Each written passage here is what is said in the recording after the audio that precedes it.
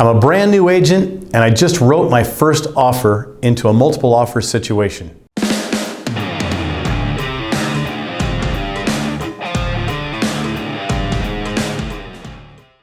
Hey everybody, this is Martin Taggart with Team Real Estate, powered by the gargantuan jet engine that is eXp Realty. Okay, I list and sell a lot of homes, so we see a lot of offers come in. Let's talk just a moment or two. Let's say you decided to work with somebody who doesn't have too much experience under their belt, and you're asking yourself, look, I really like this person. It's my sister's son. It's my brother's cousin. It's a coworker. I really want to see them be successful. Look, I'm not here to tell you you need to change away from them. What I'm here to tell you to do is you can influence your agent a little bit with some of the tips I'm sharing with you, and I think you're going to have a better outcome. First and foremost, when your agent presents the offer, make sure that your agent not only sends it over, but also they call the listing agent. They reach out via text and via phone. Make sure, that's part one, make sure they communicate with me. Second of all, make sure that when they communicate with me, they give the pros and the cons to your offer. Look, I know you're out there saying right now, why would we give the cons? Because guess what?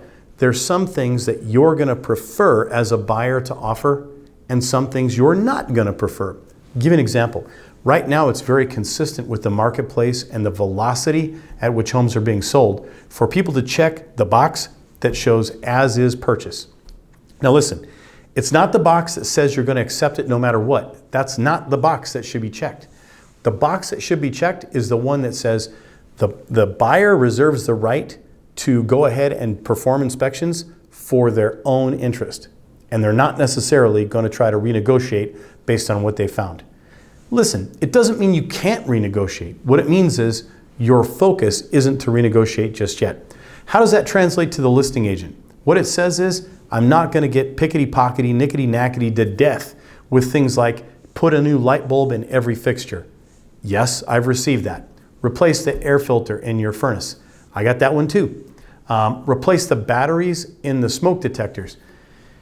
Listen, you got to be willing to do a little home maintenance yourself, right? And those things are all very inexpensive. You don't want the seller to get the wrong impression from your offer before they've had the time to see the rest of it, all the details, right?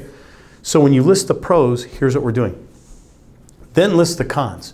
There's a couple things we're unwilling to give up, like a home inspection. We think it's necessary for us to at least know what we're buying. Take a look at another way. What if there's something else you're willing to give up, right?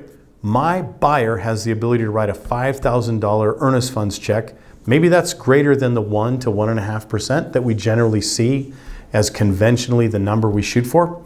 Maybe it's greater than that, but maybe it's not, right? Maybe it's a VA offer. Well, look, in a VA offer, which is available to all of our veterans, and by the way, thank you for your service.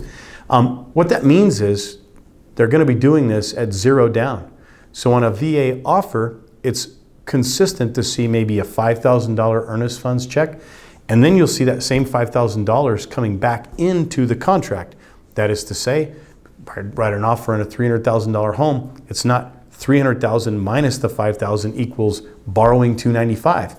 It's $300,000 with $300,000 financed and the $5,000 being returned to the buyer at closing. That's very consistent. In the offer summary that you're delivering with the offer, and make sure this is consistent with text and email as you communicate with me, the listing agent, put the things you really want to focus on that are good and put the things on there that you're unwilling to get rid of.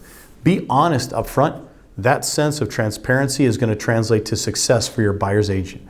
Third and finally, make sure that you have a conversation with your buyer's agent in advance about whatever they can find out regarding the situation that the seller currently finds themselves in. Is that legal for your agent to ask? Of course it is. Not only that, but you want to make sure that your buyer's agent is the nicest agent that the listing agent's going to communicate with. Does that mean we shouldn't go toe-to-toe and really crank on each other because what you want as a buyer and what my seller wants are two different things and there may be some friction there as we work through that? No, they should 100% be your advocate. But what it does mean is that they should be nice and polite and professional. Nothing will move your offer to the end of the line faster than an abrasive approach by a buyer's agent, a take it or leave it attitude, a surly person with a bad spirit that doesn't want to communicate comfortably and often with the listing agent. Now, conversely, these are all things that you should be thinking about when you interview that buyer's agent. Good idea, right?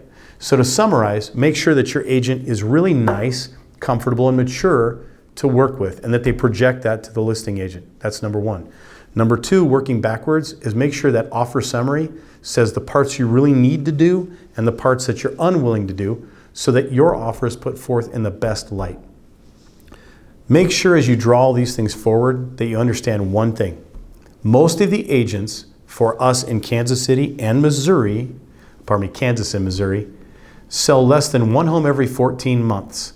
It's an amazing statistic, but it's true. If you're working with a newbie, that's awesome. We love to work with newbies. The bottom line is just make sure that you put your best foot forward, and sometimes that's with the guidance of you, the buyer. Thanks and have an awesome day. Again, this is Martin Taggart with Team Real Estate. Life is better with a team.